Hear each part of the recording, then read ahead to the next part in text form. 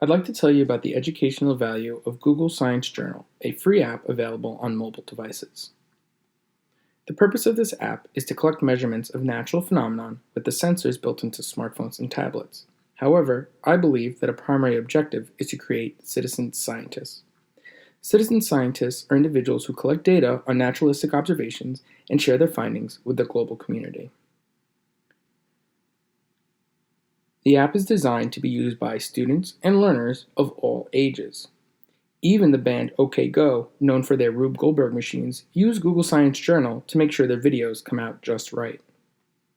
Now, let's take a quick tour of the app on an Apple iPad.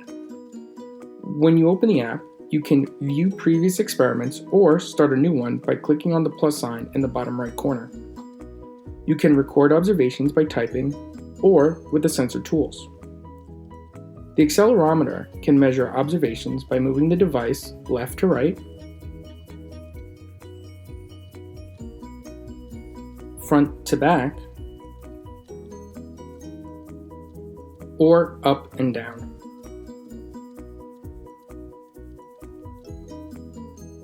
The linear acceleration of the x, y, and z dimensions can be measured.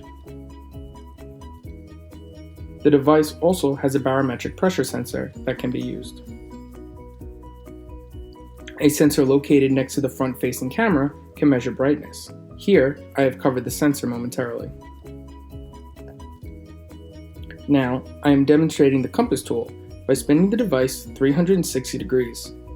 It is very accurate.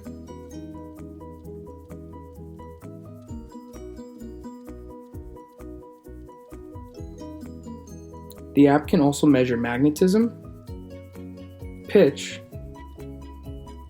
and sound intensity. Now, let's look at some observations I made going to the train station. The brightness change is due to exiting the house to a bright summer day.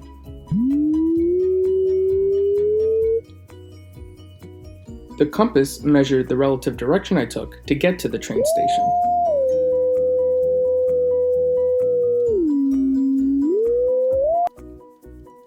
I also measured the sound intensity of passing trains. To find activities that have already been created, click on the three bars at the top left and then Activities. This will take you to the Google Science Journal homepage for ideas in which to use the app.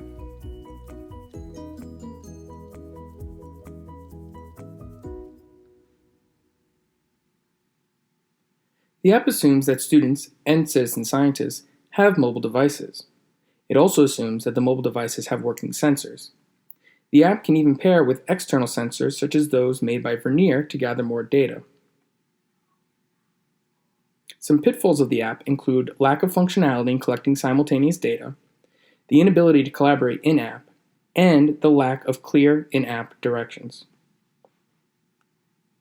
However, the educational value of the app is shown through three learning theories. Google Science Journal's use of mobile device sensors demonstrate its categorization as a mobile-first application. The usefulness of the app is reliant on and due to the fact that it was made for mobile devices. As a constructionist tool, it allows students to develop new outlooks, rethink what was once misunderstood, and evaluate what is important. This app also allows students to build prior knowledge to be used at a later date, which supports a constructivist framework as well as long-term knowledge acquisition. Google Science Journal also limits cognitive load. It decreases intrinsic load by simplifying data into easy-to-read charts and graphs, and decreases extraneous load by focusing on one aspect data collection at a time. Google Science Journal is a great way to get students involved in science. By putting data collection into their hands, we can begin to combat the idea that science is just for people who wear white lab coats. Upon collection of the data, students can export the data to Google Sheets or Excel. There, they can further analyze the data and share it with their peers. Integration with the Google Suite of apps allows for collaborative opportunities that can extend beyond the walls of a classroom, creating opportunities for the sharing of ideas and the overall enhancement of learning. After the initial cost of the devices, which many students already have, the app is free to use, which makes it a great tool for educators in many different communities. Students who enjoy data collection may even choose to use the function of their mobile devices over social media, or maybe at least share what they found. Google Science Journal is a useful mobile tool for data collection. I hope that this video demonstrates the value of the app as well as the use of mobile devices in the classroom.